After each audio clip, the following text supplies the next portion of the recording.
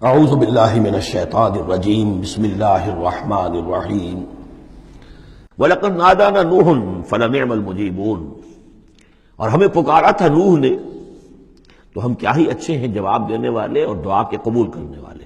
رب انی مغلوب فانتصر، حضرت نوح علیہ السلام نے جب فریاد کی پروردگار میں تو اب مجھے تو انہوں نے دبا دیا ہے، میں مغلوب ہو گیا ہوں، تو اب تو ہی بدلہ لے اور تو ہی مدد فرما۔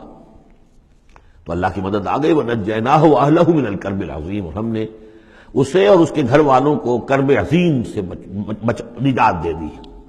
اب کرب عظیم کو آپ خود سوچئے کہ ایک تو کرب عظیم ان کی مسلسل 950 برس سے ایک شخص دعوت دے رہا ہو اور لوگ استہزاء کر رہے ہیں اور تمسخر کر رہے ہیں۔ یوں سمجھیے کہ مکے میں تو یوں کہا جا سکتا ہے کہ ابھی 10-12 برس ہی ہوئے ہیں مسلمانوں تمہیں یہ جھیلتے ہوئے، ہمارے اس بندے نے 950 برس تک صبر کیا تھا۔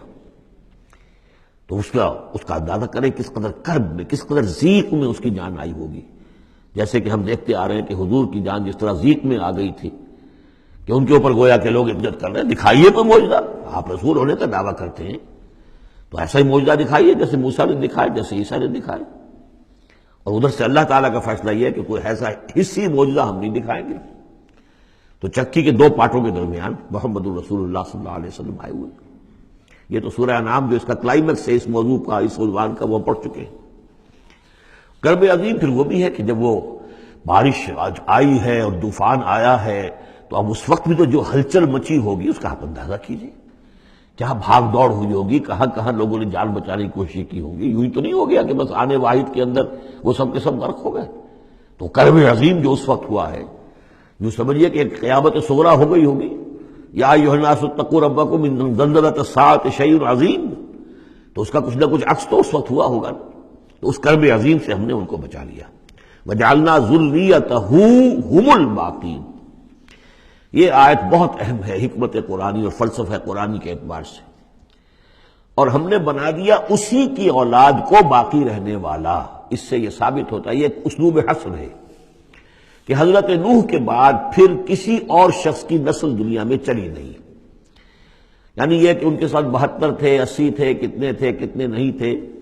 ایک جگہ قرآن میں یہ بھی آیا ما آمن معہ الا قلیل، سوائے چند لوگوں کو ایمان نہیں لایا۔ اور گمان یہی ہے کہ یا تو حضرت نوح علیہ السلام اور ان کے 3 بیٹے اور ان کے اہل خانہ، اور ممکن ہے کہ ایک بیوی تو پیچھے رہ گئی، غرق ہونے والی تھی، لیکن کوئی اور بیوی ان کی ہو کہ ان کے ساتھ ہو، اور باقی یہ کہ ممکن ہے ان کے جو کچھ ملازم ہوں گے، خادم ہوں گے، بس۔ اور میرا یہ خیال ہے کہ ان پر کوئی ایمان نہیں لایا۔ پھر ظاہر بات ہے وہ خادم وغیرہ جو ہوتے ہیں پھر ان کے ساتھ تو اتنا اہتمام نہیں ہوتا کہ ان کی اولادیں بھی آگے چل سکیں، لہذا جو اولاد چلی ہے وہ صرف حضرت نوح علیہ السلام کے 3 بیٹوں سے۔ گویا کہ نسل انسانی جو ہے اب دنیا میں جتنے انسان ہیں وہ حضرت نوح علیہ السلام کے 3 بیٹوں کی نسل سے ہیں، سام، حام اور یافس۔ اور یہ کہ اسی لیے ان کو آدم ثانی کہا جاتا ہے۔ آدم اول تو حضرت آدم تھے، انہی سے نسل چلی انسانی، لیکن ابھی جو ہے جو میرا اندازہ تقریباً 2000 برس کا ہے، اس 2000 برس کے عرصے میں اسی علاقے میں آبادی ابھی ہوئی ہے، ابھی آبادی اور ادھر ادھر پھیلی نہیں تھی۔ اور وہی وہ عظیم جو ہے سیلاب آ گیا، سب کے سب غرق ہو گئے، چند لوگ جو بچے ان کے ساتھ۔ محسوس ہوتا ہے کہ ان کی بھی آگے نسل نہیں چلی، صرف حضرت نوح علیہ السلام کے 3 بیٹوں سے۔ وَجَعَلْنَا ذُرِّيَّتَهُ هُمُ الْبَاقِينَ، یہ جو ہے حصر کا بڑا زوردار جو ہے یہ اسلوب ہے۔ وَتَرَكْنَا عَلَيْهِ فِي الْآخِرِينَ، آخرین، اور ہم نے اسی طریقے پر پھر پچھلوں کو چھوڑ دیا، پچھلوں میں سے کچھ لوگ اسی کے راستے پر چلے، حضرت نوح علیہ السلام کے راستے میں۔ ظاہر بات ہے کہ ان کے 3 بیٹوں کی اولاد کچھ عرصے تک تو یقیناً بالکل دین حق پر اور دین توحید ہی پر چلی ہوگی۔ پھر جیسے وقت گزرا پھر شیطان نے ورغلایا اور یہ کہ مختلف قسم کے توہمات میں اور مختلف قسم کے جو شرک ہیں ان کے اندر مبتلا کر دیا۔ سلام علی نوح فی العالمین، سلام ہو نوح پر تمام جہانوں میں۔ انا کذالک نجزی المحسنین، اسی طرح ہم بدلہ دیتے ہیں اپنے محسن بندوں کو، وہ بندہ جو درجہ احسان کو پہنچ گیا ہو، اسلام، ایمان اور پھر سب سے اوپر احسان۔ انہ من عبادنا المؤمنین، یقیناً وہ ہمارے مومن بندوں میں سے تھے۔ ثم اغرقنا الآخرین، اور اس کے بعد ہم نے باقی جتنے بھی تھے ان سب کو غرق کر دیا۔ وَإِنَّ مِن شِيعَتِهِ لَإِبْرَاهِيمَ، اور اسی کی راہ پر چلنے والوں میں، اسی کی جماعت میں سے، اسی کے حزب میں سے ابراہیم تھے۔ یعنی یہ کہ جو نسل چلی ہے آگے تو حضرت ابراہیم بھی جو اٹھے ان کی حضرت سام کی اولاد میں سے۔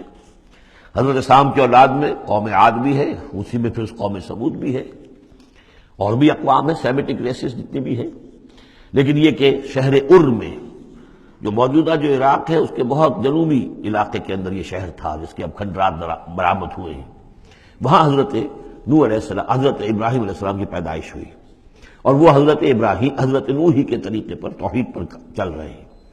اس جا ربہ بقلب سلیم، جبکہ وہ اپنے رب کی طرف متوجہ ہوا قلب سلیم کے ساتھ۔ اب یہاں وہ حکمت سمجھ لیجئے کہ میں نے جو بارہ عرض کیا ہے کہ ایک فطرت سلیمہ اور ایک عقل سلیم، یہ دو چیزیں ہیں، اور فطرت کا تعلق چونکہ روح سے ہے اور روح کا مسکن قلب ہے، تو آپ اسے فطرت سلیمہ کہیں یا اسے قلب سلیم کہیں، وہ ایک ہی بات ہے۔